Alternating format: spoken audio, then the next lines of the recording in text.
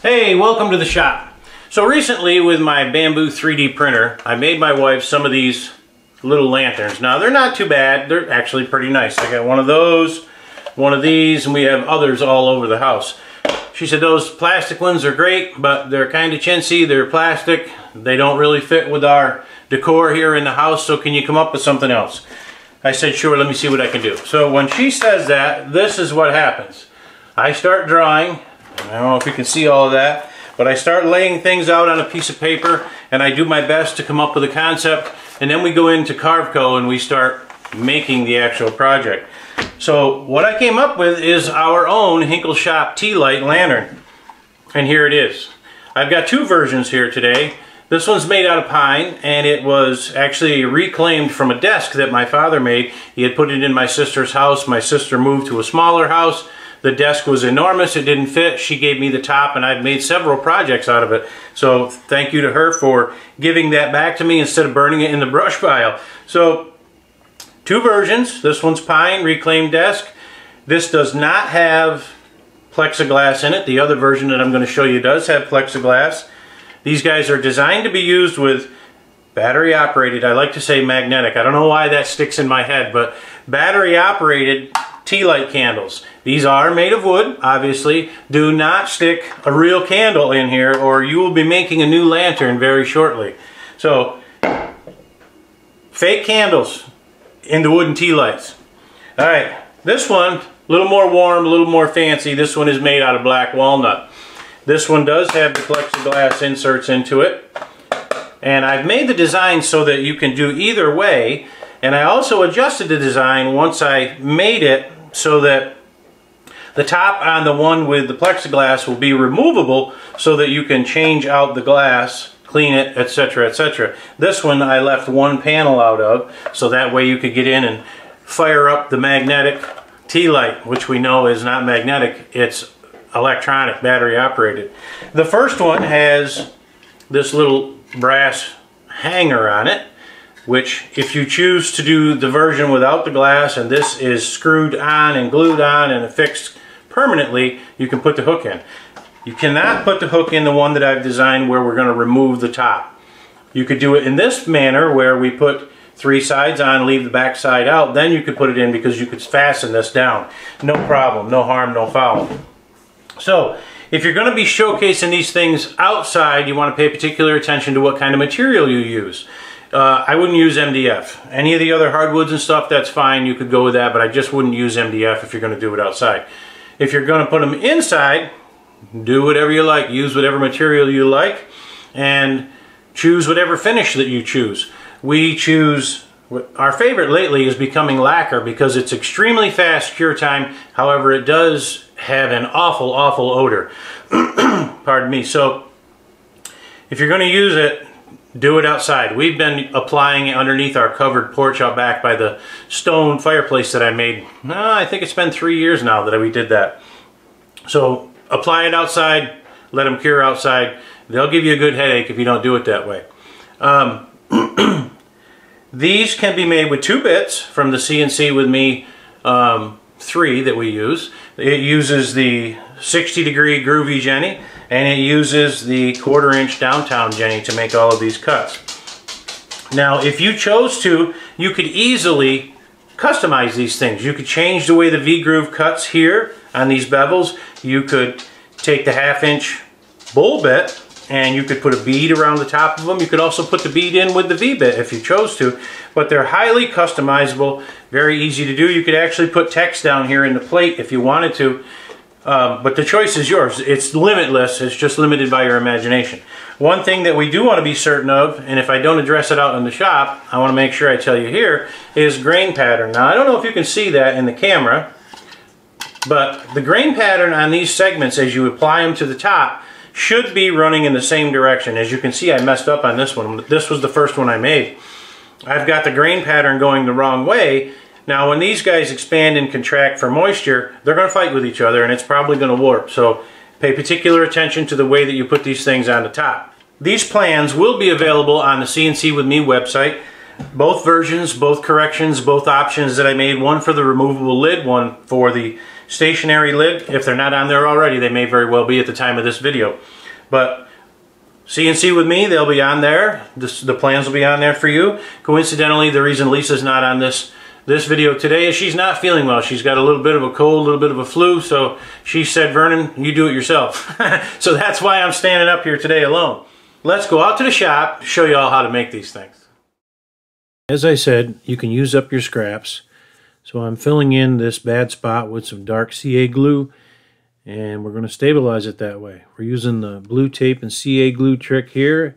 As I said, you can use up some old stock if you have it. 1 by 27 inch is all you need. We'll lay down the CA glue, and that's not going anywhere. Now I'm going to use the end mill off the corner to find my origin. Once I find the origin for X and Y, I'm going to switch to the V-bit and then re-zero over Z. Now don't let your V-bit drop out into your hand like that, because those Jenny bits are sharp and they will punch a hole in your hand. So here we're zeroing for Z again. We already know X and Y. Now the V-groove is going to cut out these little points here that tells us where the screw holes need to be for the top if we choose to screw the top down. It just goes along and it just barely kisses the surface of that material, puts a little marker there, and then it's going to switch over and it's going to start cutting that bevel for each one of the pieces, the base and each lid as it progresses further down the line. And as you can see here, it continues on, it cuts the littlest one, and it'll keep going. Now each one of them gets that bevel. Each piece gets a bevel on it. Obviously the Groovy Jenny is a 60-degree bit, so that's what we're getting for the bevel. Next we'll go to the end mill and we'll cut out the recess for the T-light. We'll then cut out the square pockets for the poles, as I call them, or posts. Once they're finished, it'll go through and cut out the other pieces. Now you probably didn't catch the fact that it punched a hole in the center of that little one. Maybe you did if you were watching close. But those lines, or those holes, are for dowels. It'll go through the center to help locate the top lids as you're stacking them. Obviously going to cut the things loose. And if you put your tape on right, you can get it off in one piece, just like this. You're going to make a crosshair on your post.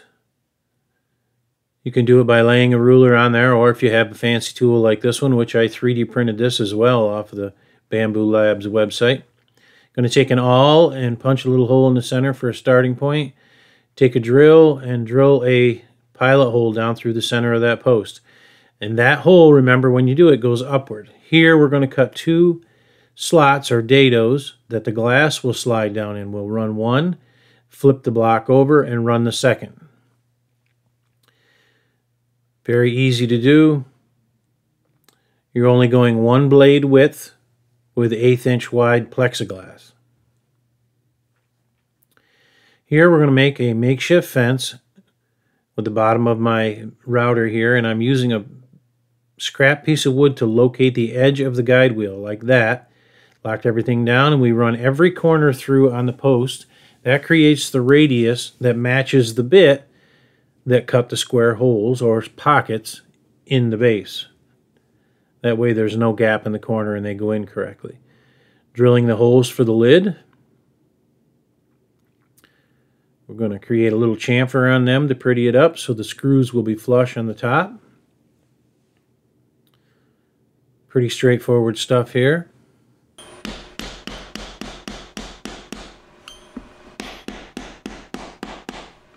It is a snug fit. Flush for the time being. Drive them all through and then place an evenly spaced ruler or something underneath so that you can drive them an additional 1/8 of an inch. It creates feet. The bandsaw makes quick work of the plexiglass for the windows. They simply slide down in just like this. Place your top on with the holes, lining up the holes with the holes in the post, putting your screws through. The next piece will cover up the screw heads if you do this correctly, so you won't even know that it has screws in it. And obviously you got to find the hole. Sometimes you got to get on your knees in the shop to figure that out.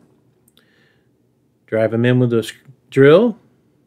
Make sure everything fits. Then take it all back apart and take it outside and put the lacquer or your finish on it. Disassemble it.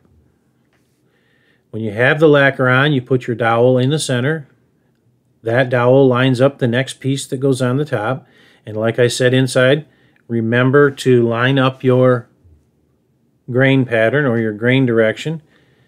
You've got your finish on, you put your CA glue down, you put this piece in place, get your next dowel, put it in the hole, more CA glue underneath that, put the next piece on, and so on and so forth. Now the top one doesn't have a hole all the way through it, so you're going to have to be careful and measure that out and make sure that you get it in the center where it belongs. Some medium CA glue around the bottom of the posts just to hold them in place, but as I said, it is a snug fit, so they're probably not going to go anywhere. That may be a step that's not necessary. But for safekeeping, we did it.